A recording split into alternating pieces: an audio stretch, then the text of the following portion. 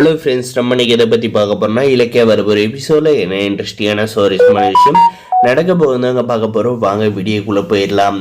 இந்த எஸ்எஸ்கே பார்த்தீங்கன்னா அடித்து பிடிச்சி கௌதமை அந்த கம்பெனியை வாங்க விடாது தடுத்து நம்ம அந்த கம்பெனியை வாங்கிடலாம் அப்படின்றதுக்காக போனாருங்க. ஆனால் பார்த்தீங்கன்னா அந்த கம்பெனியோட ஓனர் பார்த்தீங்கன்னா பணத்துக்கு ஆசைப்படுற ஆள் இல்லைங்க. நேர்மையாக யார் பிஸ்னஸில் முன்னேறாங்களோ அவங்களுக்காக தான் இந்த கம்பெனியை விற்கிறதா சொல்லிடுறாங்க. சொன்னதும் பார்த்தீங்கன்னா இந்த எஸ்எஸ்கே பயங்கரமாக கோவப்பட்டு இந்த கம்பெனி எப்படி வளருதுன்றத நான் பார்த்துட்றேன் அப்படின்ற மாதிரி சவால் விடுறாங்க. அதை நான் பார்த்துக்கிறேன் எஸ்எஸ்கே, நீ உன் வேலையை பார்த்துட்டு கிளம்பு அப்படின்ற மாதிரி சொல்லிடுறாங்க. இதுக்கப்புறம் அந்த எஸ்எஸ்கே பார்த்தீங்கன்னா பயங்கர டென்ஷனோட காரில் போயிட்டு இருக்கப்ப நம்முடைய பைரவி கால் பண்ணுறாங்க.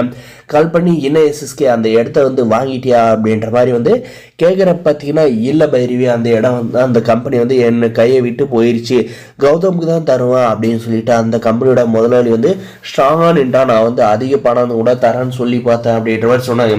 இன்னும் எஸ்எஸ்கே அவனை மிரட்டி அப்பவே அந்த கம்பெனியை வாங்கக்கூடாதா? என்னுடைய ஆசை என்னன்னு தெரியுமா? நான் என்னுடைய கம்பெனியில் தான் என்னை சேர்மன் போஸ்ட்லேருந்து தூக்கிட்டாங்க. இப்போ வாங்க போகிற கம்பெனியாவது உங்கள் மூலமாக வாங்கி அந்த கம்பெனிக்கு நான் முதலாளியாக இருக்கலாம் அப்படின்ற மாதிரி நான் ஆசைப்பட்டேன்.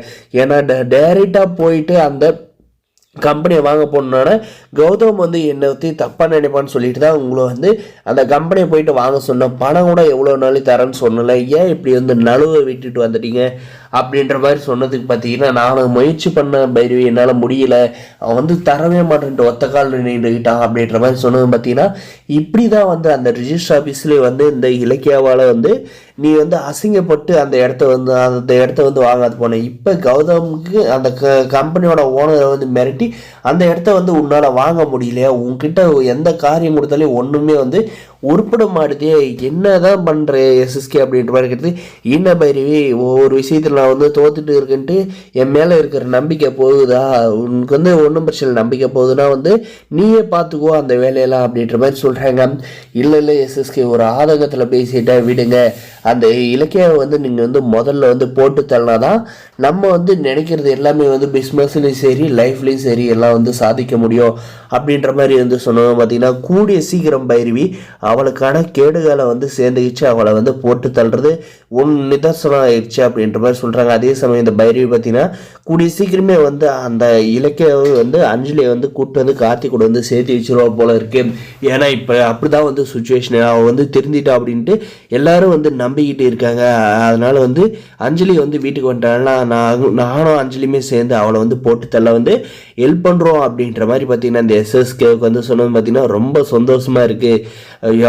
என்னுடைய டார்கெட்டை முடிச்சுட்டு அடுத்து உன்னுடைய டார்கெட்டை சாம்பல் கூட கிடைக்காத அளவுக்கு செய்யாத விட மாட்டேன் அப்படின்ற மாதிரி இந்த எஸ்எஸ்கே சொல்கிறாங்க.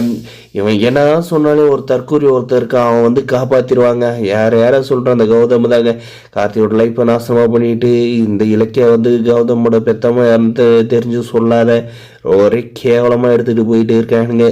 இது எப்படி எங்கே போய் முடிய போதோ யாருக்கு தெரியும். கூடிய சீக்கிரம் இழுத்து மூடிட்டு போயிட்டானுங்களான்னு நல்லா இருக்கும்னு நினைக்கிறீங்க. இந்த வீடியோக்கு லைக் பண்ணி மறக்காத நம்ம சேனலை சப்ஸ்கிரைப் பண்ணாதா மறக்காத சப்ஸ்கிரைப் பண்ணி அந்த பெல் ஐக்கனை ஆன்ல போட்டுச்சுங்க. முடிஞ்சிருக்கு, ஸ்கிப் பண்ணாத பாருங்கள். தேங்க்ஸ் ஃபார் வாட்சிங் கைஸ்.